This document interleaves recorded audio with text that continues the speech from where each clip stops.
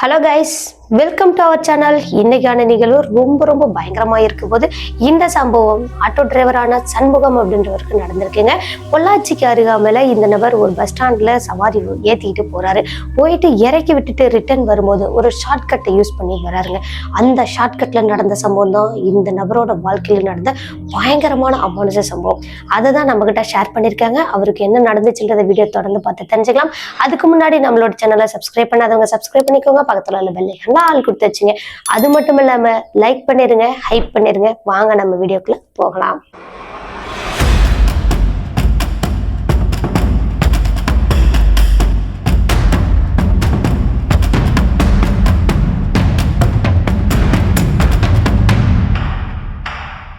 Already சொன்ன மாதிரி பொள்ளாச்சிக்கு அருகாமையில சண்முகம் அப்படின்றவர் ஒரு அழகான கிராமத்தை சேர்ந்தவருங்க. இந்த கதையானது 90s காலகட்டத்தில் நடந்த சம்பவங்க. இந்த நபர் அப்போ ஒரு ஆட்டோ ஓட்டிட்டு இருக்காருங்க. பஸ் ஸ்டாண்ட்ல இருந்து கொஞ்சம் தூரத்துல நடந்து போறவங்க அந்த மாதிரி இருக்கிறவங்களெல்லாம் கொண்டு போய் ஏற்றி கொண்டு போய் இறக்குவாராம். இந்த மாதிரி தான் அவரோட வாழ்க்கை நடந்துட்டு இருந்திருக்கு. அன்னைக்கு இந்த நபரோட அந்த சவாரியானது ரொம்பவே கம்மியாக தான் இருந்திருக்கு. இப்போ இங்க பஸ் ஸ்டாண்ட்ல இருந்து ஒரு சவாரியை ஏற்றிட்டு கொண்டு போய் அவங்களோட வீட்டில் இறக்கி விடுறாருங்க. இறக்கி விட்டுட்டு ரிட்டர்ன் வர வழியும் ஃபுல்லா மிருட்டா இருக்கு. ஒரு இடத்துல கூட கொஞ்சம் கூட வெளிச்சமே இல்லாத மாதிரி இருந்திருக்கு. இந்த ஆட்டோவோட அந்த ஹெட்லைட் வெளிச்சம் ஓரளவுக்கு தான் தெரியும். அந்த வெளிச்சத்தோட தான் இந்த நபர் அந்த பாதையில வராரு. இது ஒரு ஷார்ட்கட். நம்ம பஸ் ஸ்டாண்டுக்கு சீக்கிரமாவே போயிடலாம் அப்படின்ற மாதிரி நினைச்சு அதை யூஸ் பண்றாருங்க. காட்டு வழி பாதை.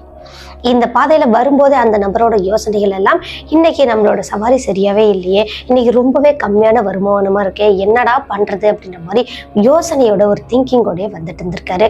அப்போ இந்த நபரோட அந்த சின்ன ஆட்டோவோட ஹெட்லைட் வெளிச்சத்துல தூரத்துல தெரியுதுங்க, ரொம்ப தூரம்ல ஓரளவுக்கு தூரத்துல தெரியுதுங்க, ஒரு பொண்ணோட உருவம். இந்த பொண்ணோட உருவத்தை பார்த்ததும் இவருக்கு ஹார்ட் அட்டாக் வர மாதிரி ஆயிடுச்சுங்க. அப்படியே சடனா பிரேக் போட்டு நிறுத்திட்டாரு. நிறுத்தினதுக்கு அப்புறமா அந்த உருவத்தை மறுபடியும் நல்லா பார்க்குறாருங்க. ஃபுல்லா முடி இங்கே அவங்க எவ்வளோ அளவுக்கு இருக்காங்களோ அந்த அளவுக்கு கீழே வரைக்கும் இருக்குதாங்க முடி. அவ்வளோ கருகருன்னு இருந்திருக்கு. கூடவே அந்த பொண்ணோட முகம் ரொம்ப கொடூரமாக இருந்திருக்கு. அங்கங்கே வெள்ளையா இருக்கிற மாதிரி, அது கூடவே வாயெல்லாம் ரத்தமாக இருக்கிற மாதிரி எப்படியோ இருந்திருக்குங்க. அந்த முகமே ரொம்ப விகாரமாக இருந்திருக்கு. இந்த உருவத்துக்கு பக்கத்திலேயே ஒரு சின்ன பாப்பா நிற்கிற மாதிரி இருந்திருக்குங்க, ஒரு குழந்தை. அந்த குழந்தையோட கையில் ஒரு கத்தி இருக்குங்க. கூடவே அந்த குழந்தையோட முகமும் ரொம்ப பயங்கரமாக இருந்திருக்கு. ஃபுல்லாக இறந்து போனவங்களோட முகம்லாம் ஒரு மாதிரி வெளுத்த மாதிரி இருக்கலாம், அதை விட மோசமாக இருந்துச்சாங்க. அந்த குழந்தையோட உருவத்தையும் பார்த்துட்டு அப்படியே இவருக்கு கை கால்லாம் நடுங்க ஆரம்பிச்சாம். அந்த இடத்துல இவருக்கு ஹார்ட் அட்டாக்கே வர மாதிரி ஆயிடுச்சு. கொஞ்சம் நேரம் அப்படியே அந்த உருவத்தை பார்த்துட்டே இருந்தவர், நம்ம எதுவுமே இல்லை ஒன்றும் இல்லை அப்படின்னு அவருக்கு அவரே சமாதானம் பண்ணினாலும் அவரால் சமாதானமே ஆக முடியல. அடுத்தது அந்த இடத்துல இருந்து போய் தானே ஆகணும், அதனால ஆட்டோவை மூவ் பண்ணலாம் அப்படின்னு நினைக்கிறாருங்க. ஆனா இவரால் கொஞ்சம் கூட கையும் அசைக்க முடியல, காலையும் அசைக்க முடியல. அலறலாம், பயங்கரமா சத்தம் போட்டா யாராவது ஹெல்ப்க்கு வருவாங்க அப்படின்னு கத்தலாம் அப்படின்னு பாக்குறாரு. சுத்தமா இவரால் கத்தவும் முடியல. ரொம்பவே ஒரு மாதிரி செயலில் இந்த மாதிரி இருந்திருக்காருங்க. கூடவே அந்த உருவங்கள் மெதுவா நகர ஆரம்பிச்சிருக்குங்க. இவரோட ஆட்டோவை நோக்கி வர மாதிரி இருந்திருக்கு. இப்போ இந்த நபர் ஹாரனாவது அடிக்கலாம், விடாத ஹாரன் அடிச்சா என்ன ஏதுன்னு யாராவது பார்ப்பாங்களா அப்படின்ற மாதிரி ட்ரை பண்றாருங்க. சுத்தமா இவர் கையே மசிக்க முடியல, எதுவுமே பண்ண முடியல. அந்த உருவங்கள் ரெண்டும் ஆட்டோ பக்கத்துல வருது. வந்து பின்னாடி அதுவா ஏறிக்கிச்சாங்க. ஏறினதுக்கு அப்புறமா, எங்களுக்கு இந்த இடம் பிடிக்கல, எங்களை வேற ஒரு இடத்துல கொண்டு போய் விட்டுருங்க, நாங்கள் ஒரு இடத்துக்கு போகணும் அப்படின்ற மாதிரி சொல்லியிருக்குங்க. இப்போ அது பேசுனதும் காதெல்லாம் அப்படியே வலிக்கிற மாதிரி இருந்திருக்குங்க. குப்புன்னு அப்படியே வேர்த்து ஊத்த ஆரம்பிச்சிச்சு சண்முகத்துக்கு. அடுத்தது அந்த உருவங்கள் ரெண்டுமே ஏறி உட்கார்ந்துருச்சாங்க. இந்த நபரால சுத்தமா கையை காலு எதுவுமே அசைக்கவே முடியலையே. இப்ப இறங்கி ஓடலான்னாலும் ஓடவும் முடியல. இப்போ போகலாம் அப்படின்னு சொல்லியிருக்கீங்க. சொன்னதுமே ஆட்டோ தானா ஸ்டார்ட் ஆயிடுச்சாங்க. ஸ்டார்ட் ஆனதும் இந்த நபரோட கண்ட்ரோல் இருக்கிற மாதிரி தான் இருக்கு ஆட்டோ, ஆனா தானாவே போற மாதிரி இருந்திருக்கு. அடுத்தது கொஞ்சமா கண்ட்ரோலுக்கு கொண்டுட்டு வர்றாருங்க. கொண்டுட்டு வந்தவர் பின்னாடி திரும்பி பார்க்கறதுக்கு சுத்தமா தைரியமே இல்லை சண்முகத்துக்கு. அந்த காரணத்தினால முன்னாடி உள்ள அந்த கண்ணாடியிலே பார்த்துருக்காருங்க அந்த ரெண்டு உருவங்களையும். அந்த உருவங்களோட முகம் இப்போ பார்க்கும்போது முன்ன பார்த்ததை விட ரொம்ப கோரமா இருந்திருக்கு. கூடவே அந்த கை குழந்தை மாதிரி ஒரு குழந்தை ஒன்று இருந்துச்சுன்னு சொன்னால, அந்த குழந்தையோட கண்ணெல்லாம் அப்படி பளிச்சுன்னு மின்னுதாங்க. இந்த பெரிய பொண்ணு உட்காந்துருக்காங்கல்ல, அந்த அம்மாவோட கண்ணும் அதே மாதிரி பளிச்சுன்னு பண்ணிருக்கு. இவங்களுக்கு கையே இருக்குதா இல்லையான்றதே தெரியல. ஃபுல்லா இவங்களோட உடம்பு பழைய சேலை கட்டின மாதிரி மண்ணில் எல்லாம் உருண்டு பிறண்டனா எப்படி இருக்கும் அந்த மாதிரியான சேலை கட்டின மாதிரி அந்த குழந்தையோட ட்ரெஸ் எல்லாம் அங்கங்கே கிழிஞ்சு போய் ரொம்ப பார்க்கறதுக்கே விசித்திரமாகவும் ரொம்ப விகாரமாகவும் இருந்திருக்காங்க. இந்த உருவங்களை பார்த்தவருக்கு என்னடா இப்படி ஆயிடுச்சே, நம்ம இன்னைக்கு இப்படி வந்து மாட்டிக்கிட்டோமே அப்படின்றதெல்லாம் யோசனை ஓடிக்கிட்டே இருக்கேன். கொஞ்சம் தூரம் இவங்களும் போயிட்டே இருந்திருக்காங்க. அந்த காட்டு வழி பாதையில் ஒரு பாலடைஞ்ச பழைய பங்களா ஒன்று இருந்திருக்கீங்க. அந்த பங்களாவோட காம்பவுண்ட் சுவரை பார்க்குறாங்க. பார்த்ததுமே இங்கேதான் நிறுத்து, இங்கேதான் நாங்கள் தேடி வந்த இடம் இருக்கு, எங்களுக்கு அமைதியான இடம் இதுதான் அப்படின்னு அந்த பொண்ணோட குரல் பேசியிருக்கீங்க. பேசினதும் இந்த நபர் நடுங்கி விட்டாராங்க. ஃபுல்லாக மேலெல்லாம் சிலிர்த்து போயிட்டாம். அந்த அளவுக்கு பயங்கரமான ஒரு சவுண்டு. இப்போ அந்த உருவங்கள் ரெண்டும் ஆட்டோ விட்டு இறங்குனது மட்டும்தான் இவருக்கு தெரிஞ்சிருக்கு. அடுத்தது அந்த ரோடு இந்த ஆட்டோ இப்படி சுற்றி எப்படி வந்தாங்கன்னு தெரியல. உடனே பார்க்கும்போது அந்த பங்களாக்குள்ள அந்த கேட்டுக்குள்ள 2 உருவமும் நிற்கிற மாதிரி இருக்கு. பார்த்தவர் கொஞ்சம் கூட நம்பவே இல்லையாங்க. மிரண்டு போயிட்டு அந்த ஆட்டோவை ஸ்டார்ட் பண்ணுறாராங்க. ஆட்டோ ஃபுல்லாக ஆஃப் ஆயிடுச்சு. ஆட்டோவை ஸ்டார்ட் பண்ணிட்டு இருந்தவர் நேராக எங்கே போகிறாருன்னா பஸ் ஸ்டாண்டுக்கு போயிருக்காரு.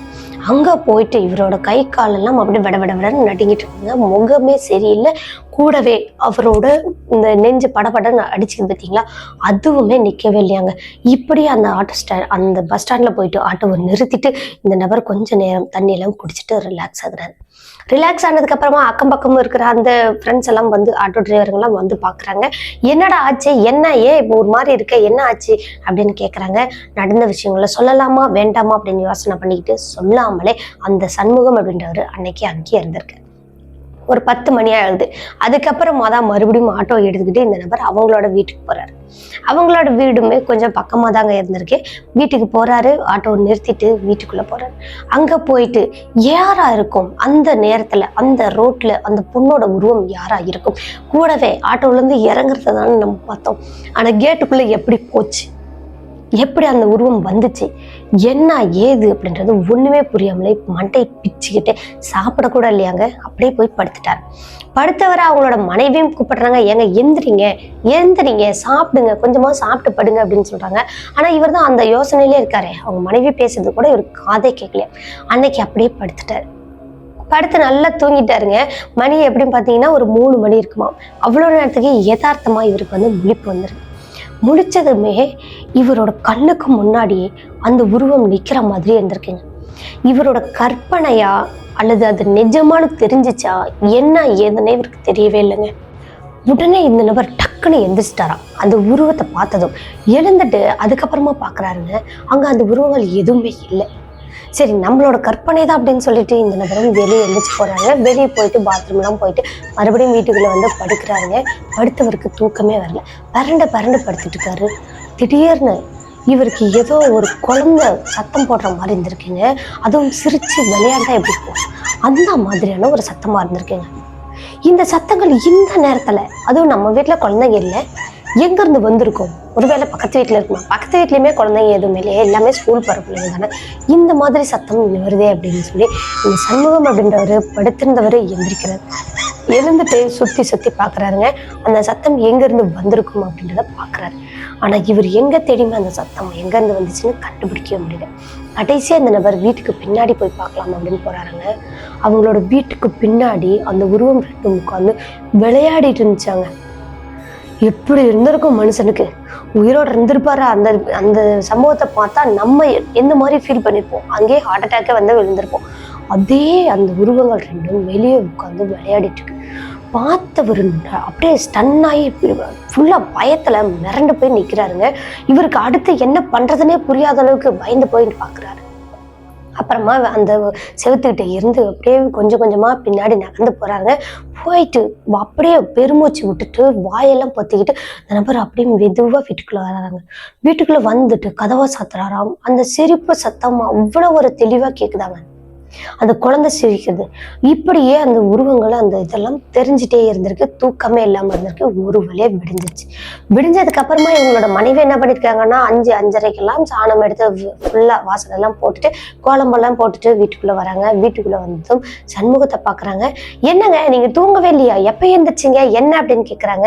அப்போ சண்முகம், நான் தூங்கவே இல்லை, ரொம்ப நேரமா இப்படிதான் முழிச்சிட்டு இருக்கேன் அப்படின்னு சொல்லிட்டு இவங்களோட மனைவியை கூட்டிக்கிட்டு ஒரு இடத்துக்கு போறாருங்க. எங்கன்னு பாத்தீங்கன்னா இவங்களோட வீட்டுக்கு பின்னாடி தான்.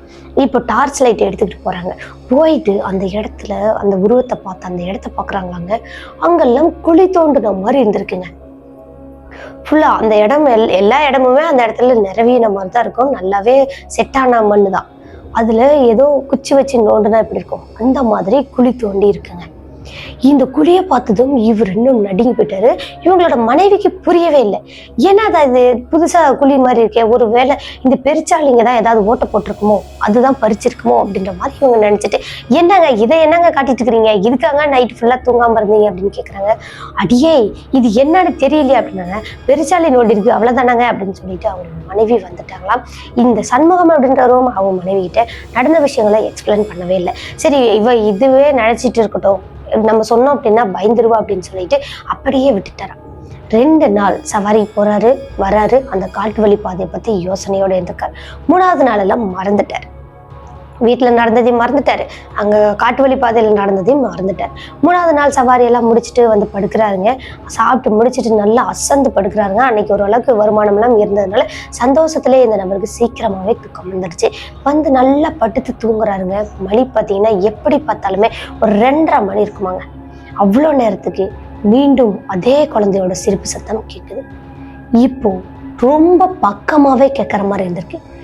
ரொம்ப பக்கமா இவர் படுத்துட்டு இருக்கிற அந்த கட்டிலுக்கு பக்கத்திலேயே சிரிச்சா எப்படி இருக்கும் அந்த மாதிரி கேட்டுருக்கு. இப்போ இந்த சத்தம் கேட்டதும் டக்குன்னு இந்த நபர் கண்ணை முழிச்சிட்டாராங்க. அவ்வளோ தூக்கத்துல இருந்தவர் அப்படியே உடனே திடுக்குன்னு எழுந்திரிச்சிட்டாரு. எழுந்துட்டு சுத்தி சுத்தி பாக்குறாருங்க. அந்த சிரிப்பு சத்தம் எங்க கேட்குதுன்னு பாக்குறீங்கன்னா இவங்களோட மனைவி கிட்ட இருந்து தாங்க கேட்குது. இவங்களோட மனைவி கண்ணை மூடி படுத்திருக்காங்க, ஆனா சிரிச்சுக்கிட்டே இருந்திருக்காங்க. அந்த குரல் அதே குழந்தையோட குரல் மாதிரி இருக்கு. நடுங்கி போயிட்டாரு, ஆடியே போயிட்டாரு. ஏய் என்னடி என்னடி சிரிச்சிட்டு இருக்க, என்னடி என்னடி அப்படின்ட்டு எழுப்புறாங்களாங்க. அவங்களோட மனைவி எந்திரிக்கவே இல்லை. குப்புன்னு இவருக்கு வட்டம் கைக்கெல்லாம் செலுத்து போயிடுச்சு. ஐயோ என்னாடி என்னாடி அப்படின்ட்டு வேக வேகமா தட்டி தட்டி எழுப்புறாங்களாங்க. அவங்களோட மனைவி எந்திரிக்கிறாங்க. எழுந்தவங்களோட கண்ணு பார்த்தீங்கன்னா ஃபுல்லா செவந்த ரத்தம் மாதிரி இருந்திருக்குங்க. ஏன் என்னம்மா ஆச்சே, ஏன் இப்படி இருக்கு உன் கண்ணெல்லாம், என்ன ஆச்சு, நீ ஏன் இப்படி சிரிச்சிட்டு இருக்க அப்படின்னு கேக்குறாங்க. அப்பவுமே எதுவுமே பேசாமலே அவங்க சிரிச்சுட்டே இருக்காங்க. ஆனா இப்போ வேற ஒரு குரல் மாதிரி இருக்கு. நார்மலா ஒரு பொண்ணோட குரல் எப்படி இருக்கும் அந்த மாதிரி இருந்திருக்கு. இதை நம்ம மனைவி சிரிக்கிற மாதிரி இல்லையே, என்னமோ வித்தியாசமா இருக்கே அப்படின்னு இவர் யோசனை பண்றாரு. ஆனா அதை அன்னைக்கு வெளியே சொல்லல. அப்படியே இவங்களோட மனைவிக்கு வெளியே ஓடி போய் அடுப்புல இருந்த சாம்பலை எடுத்துட்டு வந்து திருநீர் மாதிரி வச்சு விட்டுட்டு அவங்களோட மனைவியை படுக்க வச்சுட்டாங்க. படுத்து அவங்களும் ரொம்ப நேரம் ஒரு 1/2 மணி நேரத்துக்கு மேல அந்த மாதிரி சிரிச்சுக்கிட்டே தான் இருந்திருக்காங்க. ஆனா வேற எதுவுமே பேசவலாம் இல்லையாங்க, சிரிச்சுக்கிட்டே தான் இருந்திருக்காங்க. இப்போ இதை பார்த்ததும் அவரு நல்லா நடுங்கி போயிட்டார். பக்கத்துலயே அவங்களோட குழந்தைங்களும் படுத்துட்டு இருந்திருக்காங்க. அவங்களோட பிள்ளைங்க எப்படி பார்த்தாலும் ஒரு 5, 6வது படிச்சுட்டு இருந்தாங்களாம். அவ்வளோ வயசு உள்ள பிள்ளைங்க பக்கத்துல படுத்துட்டு இருக்காங்க. ஏதோ ஒன்னா என்ன பண்றது அப்படின்னு சொல்லிட்டு வேக வேகமா அவங்களோட மனைவியை கட்டில் மேல படுக்க வச்சிருக்காருங்க. இவரால் தூக்கவே முடியாதாம், ஆனா தூக்கியிருக்காரு. ரொம்ப இவங்களோட மனைவி ஆவரேஜ் வெயிட்னா அதை விட 3 மடங்கு வெயிட் இருந்தாங்களாம். தூக்க முடியாம தூக்கி கொண்டுட்டு வந்து கட்டில போட்டு அதுக்கப்புறம் இவங்க சண்முகம் அவங்களோட பிள்ளைங்க பக்கத்துல படுத்துக்கிட்டாரு. இவங்களோட மனைவி அந்த பக்கம் உருள்றாங்க, இந்த பக்கம் உருள்றாங்க, காலை தூக்கி போடுறாங்க, கையை தூக்கி போடுறாங்க, அடிச்சுக்கிட்டே இருந்திருக்காங்க. இப்படியே விடிய விடிய இந்த நபரும் பார்த்துக்கிட்டே இருந்துட்டு விடிஞ்சதுக்கு அப்புறமா தான் என்னடி பண்ணிட்டு இருக்கிற அப்படின்னு சொல்லி சத்தம் போட்டு எழுப்பியிருக்காங்க. அப்போ அவங்களோட மனைவி கேஷுவலா எழுந்திருக்கிறாங்க.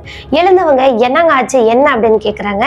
நைட்டு நடந்த விஷயங்கள் எதுவுமே அவங்களோட மனைவிக்கு ஞாபகமும் இல்லை.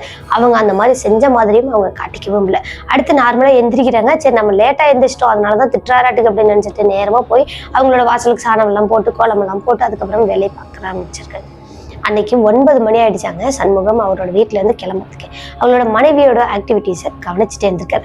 நார்மலா தான் இருந்திருக்காங்க. சரி ஓகே, எந்த பிரச்சனையும் இல்லை, நமக்கு தான் அந்த மாதிரி தோணி இருக்கும், நம்மளோட கற்பனை தான் அப்படின்னு சொல்லிட்டு அந்த நபர் நேரா ஆட்டோ எடுத்துட்டு பஸ் ஸ்டாண்டுக்கு போயிட்டார். அங்க போயிட்டு அன்னைக்கான சவாரிகள் எல்லாம் பார்த்துட்டு இருந்திருக்காருங்க. நல்லாவே பட்ட பகல்லையே 11:30 12 மணி இருக்குமாங்க. அவ்வளோ நேரத்துக்கு ஒரு சவாரியை முடிச்சுட்டு ரிட்டர்ன் வராரு. வர வழியோ அந்த நேரத்துல அன்னைக்குன்னு பார்த்தீங்கன்னு தெரியல, எந்த ஒரு வாகனமும் முன்னாடியும் வரல பின்னாடியும் போகல, இவரோட ஆட்டோ மட்டும்தான் போயிட்டு இருக்கேன். 2 பக்கமும் ஃபுல்லா காடு. காட்டுக்குள்ள அந்த பூச்சிகள் சத்தம் அவ்வளோ ஒரு பயங்கர சத்தமா பயமுறுத்துற மாதிரி இருந்திருக்கு. கூடவே ஏதோ ஒரு பறவை வந்து பயமுறுத்துற மாதிரி கத்துற மாதிரியான சத்தமும் கேட்டிருக்கு. இந்த சத்தங்கள் எல்லாமே இவர் மனசுக்குள்ள ஒரு பயத்தை உண்டாக்கிருச்சு. அடுத்தது நபர் மேற்கொண்டு வண்டியை பார்த்து ஓட்டிட்டு போயிட்டு இருக்காருங்க. அப்போ சடனா ஒரு இடத்துல பட்ட பகல்லையே அதே பொண்ணோட உருவமும் அந்த குழந்தையோட உருவத்தையும் பார்க்குறாரு. பார்த்தவர் நல்லா நடுங்கி போயிட்டாரு. ஆணு கத்த ஆரம்பிச்சிட்டாரு. பயங்கரமா சத்தம் போட்டு கத்துறாரு. தூரத்துல அந்த உருவத்தை பார்த்ததுமே வண்டியை சடன் பிரேக் போட்டுட்டு அந்த நபர் அந்த ஆட்டோல இருந்து இறங்குறாரு. இறங்கினவரு பின்னாடி பக்கமா ஓடலாம் அப்படின்னு பாக்குறாருங்க. கொஞ்சம் தூரம் ஓடிட்டாரு. ஓடினதுக்கு அப்புறம் மறுபடியும் திரும்பி பாக்குறாரு. அந்த இடத்துல அந்த உருவங்கள் எதுவுமே இல்லை. சரி அப்பாடா, எப்படியோ அந்த உருவம் போயிடுச்சுட்டுக்கிட்டா சாமி, நம்ம தான் அதை பார்த்து பயந்து ஓடுற மாட்டுக்கு அப்படின்னு நினைச்சிட்டு அங்கிருந்து மறுபடியும் நடந்து வந்தாராம். நடந்து வந்தவர் அங்க ஆட்டோ பக்கத்துல வரும்போதெல்லாம் பயங்கரமான ஒரு பொண நாத்தம் நாரிச்சாங்க. செம்ம நாத்தமா. அந்த ஆட்டோ பக்கத்திலே வர முடியாத அளவுக்கு அவ்வளவு ஒரு நாத்தமா நாரி இருக்கு. அடுத்தது இந்த நபர் போறாரு. ஆட்டோ பக்கத்துல போயிட்டு ஆட்டோவை சுத்தி சுத்தி பாக்குறாரு. ஆட்டோக்கு உள்ளேயும் பாக்குறாரு. அங்க எந்த ஒரு உருவங்களும் இல்லை. சரி ஓகே, என்னவோ நாத்தம் நாரிட்டு போகுது, ஒருவேளை இந்த காட்டு பகுதியில இருந்து கூட அந்த நாத்தம் வரலாம் அப்படின்னு சொல்லிட்டு நேரா அவரோட ஆட்டோவை எடுத்துட்டு கிளம்புறாங்க. கிளம்புனவர் பஸ் ஸ்டாண்டு பக்கத்துல போறாருங்க. பஸ் ஸ்டாண்டு கொஞ்சம் தூரத்துல இருக்குது. இவரோட கண்ணுக்கே தெரியுது, பஸ் ஸ்டாண்டு தெரியுது. அப்புறமா தான் இவர் கொஞ்சம் பயமும் தெளிஞ்சிருக்கு. அப்பாடா அப்படின்னு சொல்லிட்டு முன்னாடி அந்த மிரர்ல யதார்த்தமா கண்ணை அப்படியே அந்த பக்கம் திருப்புறாருங்க. அந்த கண்ணாடியில பார்க்கும்போது அந்த உருவம் அங்கேயே இவரோட ஆட்டோக்கு பின்னாடிதான் உட்கார்ந்துருக்கு. பயங்கர ரத்தத்தோட அப்படியே வடிஞ்சிட்டு இருக்குதாங்க. அங்கங்க ரத்தம்லாம் வெடிஞ்சிட்டு இருக்குதான். முகமெல்லாம் அப்படியே வெடிச்சு போன மாதிரி வெளியேறுன்னு இருந்திருக்கேன். இந்த உருவத்தை பார்த்தவர் அப்படியே ஆட்டோ மூவ்ல இருக்கும்போதே கீழே பொத்துன்னு குதிச்சிட்டாராங்க. ஆட்டோ ஒரு இடத்துல போய் முட்டிருச்சு. பஸ் ஸ்டாண்டு பக்கமா தானே இருக்கு. இப்போ ஒரு ஆக்சிடென்ட் ஆயிடுச்சு அப்படின்னா அங்க பஸ் ஸ்டாண்ட்ல இருக்கிறவங்க எல்லாம் திரும்பி பார்ப்பாங்கல்ல, அந்த மாதிரி ஆட்டோ டிரைவருங்க எல்லாம் பாக்குறாங்க. பார்த்ததுக்கு அப்புறமா தான் இது சண்முகத்தோட ஆட்டோவாச்சு அப்படின்னு சொல்லிட்டு பக்கத்துல வராங்க. பக்கத்துல வந்து அந்த ஆட்டோவை பார்க்கும்போது இவங்களுக்கு எந்த ஒரு இதுவுமே தெரியல. ஆனா ஆட்டோவில் இருந்து ஒரு 5 அடி தள்ளி தான் சண்முகம் அங்க விழுந்து கிடக்குறாரு. அவரை போயிட்டு தூக்குறாங்க. அங்கங்க கையெல்லாம் சிராய்ப்புகள் இருந்திருக்கு. நல்ல வேலையா இவருக்கு பெரிய அடிகள் எதுவும் படாம தப்பிச்சுக்கிட்டாரு. அந்த சிராய்ப்புகள் எல்லாம் தொடச்சு விட்டுட்டு மெதுவா மண்ணெல்லாம் தொடச்சு விட்டுட்டு எந்திரிக்கிறாருங்க. கையை காலு ஃபுல்லா அடிபட்டிருக்கு. இதுக்கு மேல நீ ஆட்டோ ஓட்ட வேண்டாம்ப்பா, நம்ம வீட்டுக்கு போலாம் அப்படின்னு சொல்லிட்டு அந்த நபருக்கு தண்ணி எல்லாம் வாங்கி கொடுக்குறாங்க. ஜூஸ் எல்லாம் வாங்கி கொடுத்து கொஞ்சம் ரிலாக்ஸ் பண்றாங்க. அதுக்கப்புறம் கொண்டு போய் அவங்களோட வீட்டில் கொண்டு போய் விடுறாங்க. வீட்டுக்கு போய் விட்டதுக்கு அப்புறமா தான் அங்கே அந்த ஆட்டோ டிரைவருங்களை 2 பேர் கூட போயிருக்காங்க. அவங்கள்ட்ட தான் நடந்த விஷயங்களை சொல்றாங்க. என்னப்பா ஆச்சே, நீ தொடர்ந்த 2-3 நாளாவே சரியே இல்லை, அதுவும் கிட்டத்தட்ட ஒரு வாரமாவே நீ சரியில்லைன்னு தான் நான் சொல்லுவேன். என்னைக்கு அந்த காட்டு வழி பாதையில நீ ஷார்ட்கட்ல வந்தியோ அன்னையிலேருந்து நீ சரியில்லைப்பா அப்படின்ற மாதிரி கேட்குறாங்க. கேட்டதுக்கு அப்புறமா தான் இவங்களோட மனைவி வெளியே வந்திருக்காங்க. இந்த ஆட்டோ டிரைவர்கள்ட்ட மட்டும் சொல்லியிருக்காங்க நடந்த விஷயங்கள் எல்லாத்தையுமே. அந்த உருவத்தை பார்த்தது, வீட்டுக்கு பின்னாடி வந்தது, இன்னைக்கு பார்த்தது எல்லாத்தையுமே சொல்லி வச்சுட்டாரு. இவர் சொல்றத பார்த்துட்டு அவங்களே மிரண்டு போயிட்டாங்களாங்க. என்னப்பா சொல்ற, இவ்வளோ நடந்துச்சா, இதை ஏன் நீ வெளியே சொல்லலை அப்படின்ற மாதிரி அவங்கெல்லாம் திட்டிட்டு அதுக்கப்புறமா அவங்க வேற ஏதாவது செய்ய முடியுமா, வேற ஏதாவது பண்ண முடியுமா அப்படின்றதெல்லாம் நாங்கள் அக்கம் பக்கத்தில் விசாரிச்சு சொல்றோம்பா அப்படின்ட்டு அன்னைக்கு நீ ரெஸ்டட் அப்படின்னு வீட்டில் விட்டுட்டு போயிட்டாங்க. அந்த காயங்கள் காரணமா கை கால்லாம் கொஞ்சம் கொஞ்சமா வீங்க ஆரம்பிச்சிருக்கு. கால் அந்த எலும்புகளை எந்த ஒரு பிரச்சனையும் இல்லை. ஹாஸ்பிட்டல் போயிட்டு தான் வந்திருக்காங்க. அந்த புண்ணு பட்டுச்சு பார்த்தீங்களா, புண்ணாயிருச்சு இல்லை, அதனால கொஞ்சம் கொஞ்சமா வீங்கிருக்கு, அவ்வளவுதான். அன்னைக்கு அவங்களோட மனைவி மறுபடியும் வராங்க. கஞ்செல்லாம் வச்சு கொடுக்குறாங்க, மாத்திரைலாம் கொடுக்குறாங்க. இங்க சண்முகம் படுத்துட்டாரு. படுத்து நல்லாவே தூங்கி போயிட்டாராங்க. சாயங்காலமா ஒரு 7 மணிக்காக தான் எந்திரிச்சிருக்காரு. இவங்களோட பிள்ளைங்கள்லாம் வந்துட்டு அவங்கவுங்க ஹோம்ஒர்க்கு அவங்களோடதெல்லாம் பார்த்துட்டு இருந்திருக்காங்க. அப்போ எழுந்ததுமே இவங்களோட பிள்ளைங்களை பார்க்குறாங்க. அப்போ இவங்களோட பிள்ளைங்களை பார்க்கறதுக்கே சண்முகம் பயப்பட்டாராம். அதே உருவமா இருக்குமோ, அந்த பேய் தான் இருக்குமோ அப்படின்ற மாதிரி இவருக்கு ஒரு உள்ளுக்குள்ள ஒரு பயம் இருந்துட்டே இருந்திருக்குங்க. பிள்ளைங்களை பார்த்து பயப்படுற சண்முகத்தை அவங்களோட மனைவி நோட் பண்ணிட்டாங்க. என்னங்க ஆச்சு, நம்ம பிள்ளைங்க தான், எதுக்குங்க இப்படி பயப்படுறீங்க அப்படின்னு கேட்கும்போது அவங்களோட மனைவியை பார்த்தாலுமே பயப்பட ஆரம்பிச்சுட்டாராங்க. என்ன பண்றது ஏது பண்றதுன்னே புரியாமலே இந்த நபரை யாரை பார்த்தாலுமே பயப்பட ஆரம்பிச்சிட்டாரு. கிட்டத்தட்ட 4 நாள் வரைக்கும் வீட்டை விட்டு வெளியவே வராமல் இருந்திருக்காருங்க. வெளியே வந்து அந்த உருவம் இருக்குமோ, யாரை பார்த்தாலும் நமக்கு அதே உருவம் முதல் தெரியுது அப்படின்னு சொல்லிட்டு இந்த நபர் யாரையுமே பார்க்காம இழுத்து போத்தி படுத்துக்கு வராங்க. இப்படியே அந்த நபர் 4 நாள் பண்ணியிருந்திருக்காங்க. 5ஆவது நாள் தான் இவங்களோட மனைவி என்னதாங்க நடந்துச்சு, ஏங்க இப்படி பயப்படுறீங்க என்ன அப்படின்னு கேட்குறாங்க. அன்னைக்கு தான் அவங்களோட மனைவி கிட்டையும் சொல்லியிருந்திருக்காங்க நடந்த விஷயத்த. இந்த விஷயத்த நீங்கள் என்கிட்ட இருந்து மறைச்சிட்டீங்க, இந்த மாதிரிலாம் நீங்கள் பண்ணுறது சரியா அப்படின்னு சொல்லி திட்டிட்டு அதுக்கப்புறமா அவங்களோட வீட்டிலேயே சாமியெல்லாம் கும்பிட்டு முடிச்சதுக்கப்புறமா நீங்கள் இன்னும் ஒரு 2 நாள் ரெஸ்ட் எடுங்க, அதுக்கப்புறமா நீங்கள் போகலாம் அப்படின்னு சொல்லியிருக்காங்க. அதே மாதிரி அந்த கையில் இருந்த அந்த காயங்களும் கொஞ்சம் கொஞ்சமாக நல்லாவே காய ஆரம்பிச்சிருச்சு. ஓரளவுக்கு ஆறிரும் போயிடுச்சு. ஆறுனதுக்கப்புறமா இப்போ வண்டி ஓட்டத்துக்கு கொஞ்சம் ஈஸியாக இருக்குங்க. இதுக்கு மேலே நீங்கள் கிளம்பலாம், நீங்கள் வந்து வண்டிக்கு போகலாம், அந்த ஆட்டோ ஓட்டி நீங்கள் சம்பாதிக்கலாம் அப்படின்ற மாதிரி அவங்களோட மனைவி அன்றைக்கி அனுப்பி வச்சுருக்காங்க. அவங்களோட மனைவி எந்த தைரியத்தில் அன்றைக்கி அனுப்பி வச்சாங்க அப்படின்றது இவருக்கே புரியலைங்க. அதுக்கப்புறமா ஆட்டோ விட்டு போய் பார்க்குறாங்க. அங்கே போய் பார்த்தா இவங்களோட ஆட்டோக்குள்ளே சாமி ஃபோட்டோ கூடவே எலுமிச்சப்பழம், இன்னொன்று வந்து சின்னதாக வேல் மாதிரி ஒன்று எடுத்துங்க அந்த ஆட்டோவுக்கு முன்னாடி வந்து செட் பண்ணியிருக்காங்க. இதையெல்லாம் பண்ண தைரியத்தில் தான் அவங்களோட மனைவி போக சொல்லியிருப்பாங்களாட்டுக்கு அப்படின்னு நினச்சிட்டு அந்த நபரும் அங்கே போகிறாங்க. இப்படியே போகிறாருங்க. 1 வாரம் எந்த பிரச்சனையும் இல்லைங்க. 1 வாரத்துக்கு அப்புறமா மறுபடியும் ஒரு சவாரி வருது. அதே காட்டு வழி பாதையில் போக சொல்லி அதே சவாரி வருது. சவாரி வந்ததும் அந்த காட்டு வழி பாதை அப்படின்றத கேட்டதுமே இவர் ஒரு மாதிரி இருள் அடைந்த மாதிரி பயந்து போயிட்டாராங்க. கண்டிப்பாக நான் வரலை அப்படின்னு சொல்கிறாங்க. அதே மாதிரி நேரம் பார்த்தீங்கன்னா 7 மணிக்கு மேலே ஆயிடுச்சாம் நைட்டு. இவ்வளோ நேரத்துக்கு கண்டிப்பாக நான் வரமாட்டேன், பகலில் கூப்பிட்டீங்கன்னாவே நான் வரதுக்கு யோசிப்பேன், ஆனால் நைட்டில் கூப்பிட்றீங்க நான் கண்டிப்பாக வரமாட்டேன் அப்படின்னு சொல்லி அந்த சவாரியை தவிர்த்துட்டார். அடுத்தடுத்த ஆட்டோங்கள் எல்லாம் கேட்குறாங்க. ஆல்ரெடி இவருக்கு நடந்த விஷயங்கள்லாம் கேள்விப்பட்டிருக்காங்கல்ல, கண்டிப்பாக அவங்களும் போக மாட்டேன் அப்படின்ற மாதிரி தான் சொல்லியிருக்காங்க. அதுக்கு பதிலாக வேற ஒரு ரூட்ல கூட்டிட்டு போக முடியுமா அப்படின்ற மாதிரி கேட்குறாங்க. சரி ஓகே அப்படின்னா அன்னைக்கு சண்முகம் கிளம்பியிருக்காருங்க. வேற ஒரு ரூட்ல கொஞ்சம் சுற்றி போய் தான் வந்தாகணும், ஆனாலும் பரவாயில்ல அப்படின்னு சொல்லிட்டு கூட்டிட்டு போயிருக்காரு. அங்க போய் அவங்களெல்லாம் விட்டுட்டு ரிட்டர்ன் வராறாங்க. வரவேங்க அதே அந்த குழந்தை சிரிக்கிற சத்தம் இவருக்கு காதுல நல்லா கேட்டிருக்குங்க.